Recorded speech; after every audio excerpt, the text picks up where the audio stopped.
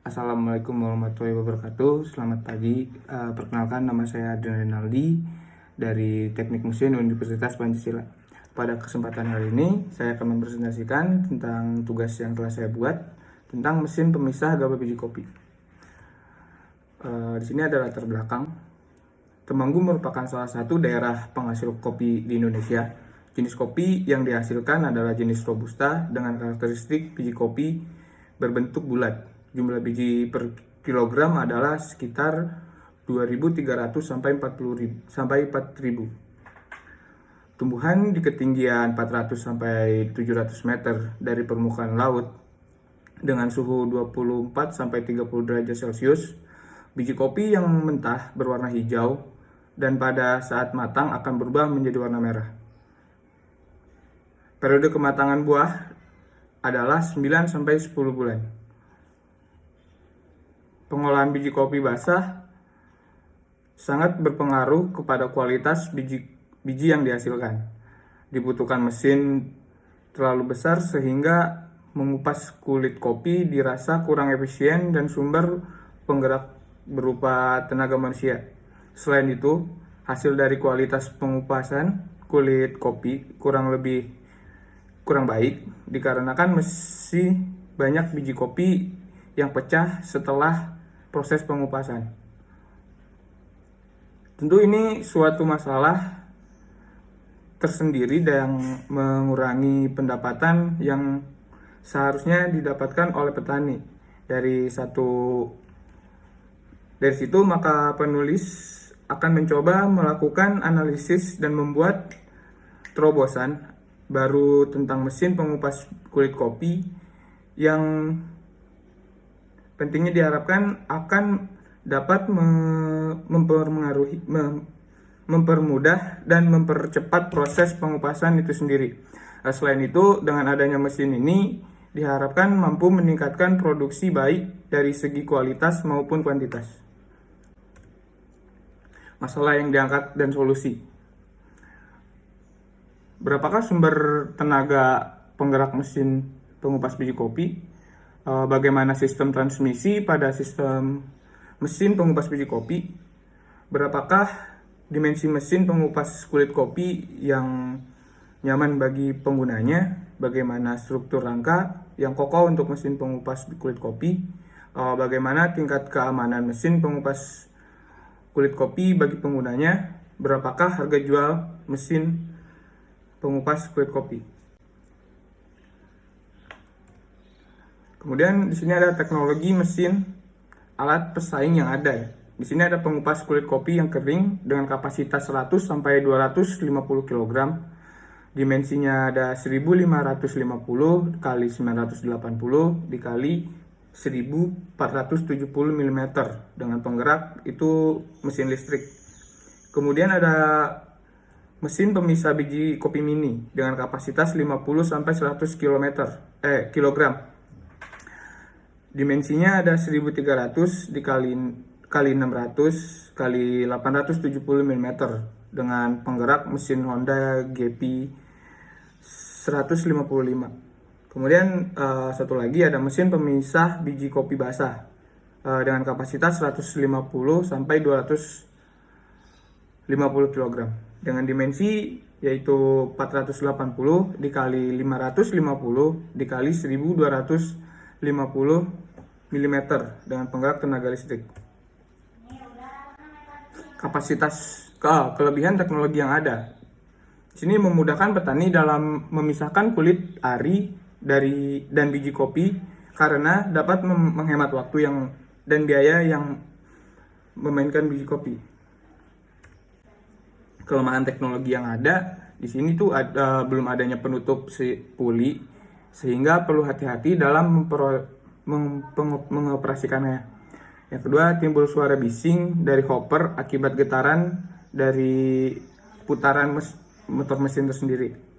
Yang ketiga, ada hasil dari pengupasan kopi masih menyebar disebabkan belum adanya penutup pada saluran keluar. Yang keempat, di sini ada rangka yang terlalu berat sehingga mesin sulit untuk dipindahkan. Nah, di sini ada rancangan teknologi. Berikut adalah skema perancangan alat yang akan digunakan. Kemudian di sini ada analisis hasil kuesioner kemarin yang telah saya buat. Kurang lebihnya ada di link yang sudah saya terterakan di template ini. Kemudian ada tabel demand and wages. Yang pertama ada energi. Di energi ini ada dua, yaitu menggunakan tenaga motor dan dapat diganti dengan tenaga lain. Kemudian di sini ada D dan W. Yang kedua ada kinematika. Mekanismenya mudah dioperasikan, itu D. Dan kedua menggunakan transmisi untuk mendapatkan keuntungan mekanis, itu D. Kemudian ada material yang mudah didapatkan dan murah harganya, itu D. Baik mutunya, itu W.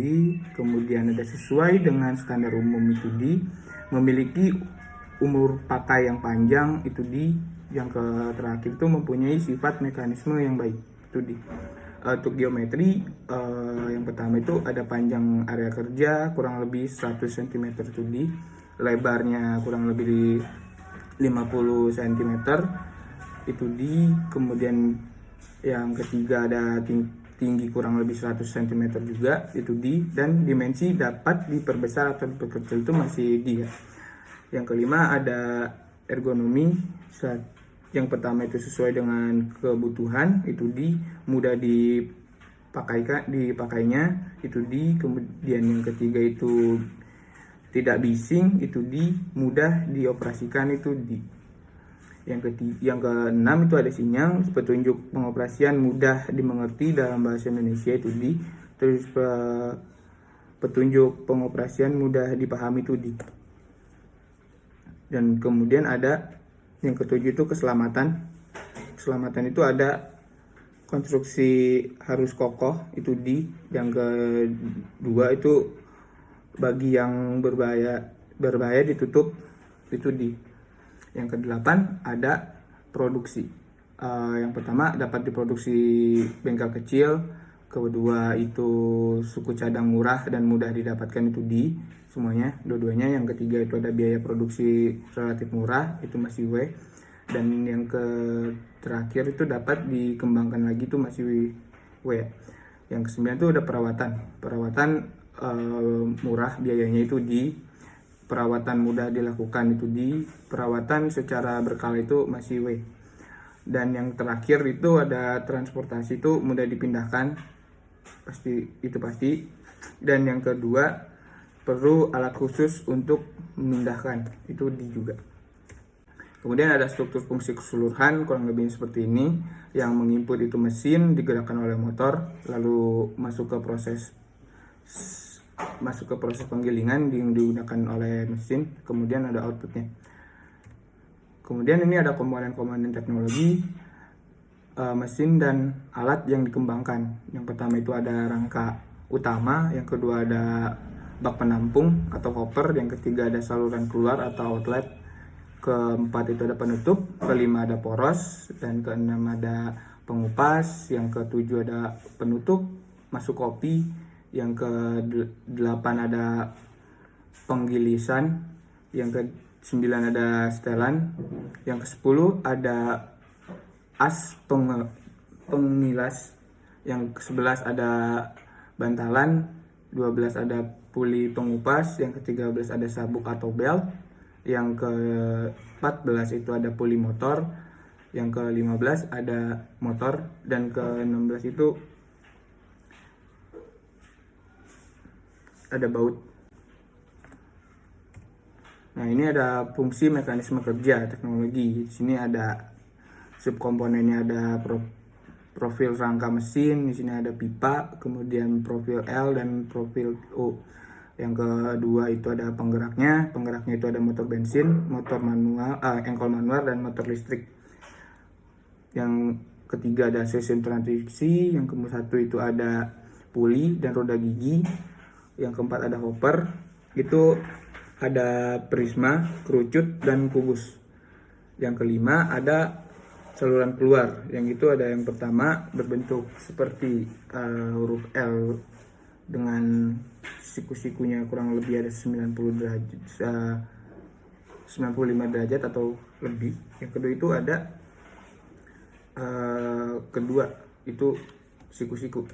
Nah, yang ke sini ada struktur subfungsi ya. Berikut ada struktur subfungsi dari mesin pijak gabah. Yang itu ada bantalannya, yang kedua ada pengupas, ketiga ada puli pengupas, keempat itu ada poros, yang kelima ada belt, dan 6 itu motor, ketujuh itu ada puli motor. Di sini ada tabel solusi subfungsinya. Di sini saya menggunakan profil rangka mesin menggunakan profil L dan profil U yang digerakkan dengan motor bensin. Kemudian ada puli, kemudian untuk hoppernya ada berbentuk prisma, dan saluran keluarnya yang pertama. Di sini ada pohon objek. Kemudian ini ada sketsa pertama, varian 1, ini varian kedua, yang ini varian ketiga. Ini ada tabel evaluasi pembuatan. Dan ini ada gambar 3 dimensinya yang telah saya buat. Di sini ada gambar 2 dimensi yang saya pilih. Yang hasilnya tadi di sini. Kemudian ini ada daftar referensi. Ini ada lampiran. Baik, demikian presentasi dari saya. Kurang lebihnya mohon maaf. Saya ucapkan Assalamualaikum warahmatullahi wabarakatuh.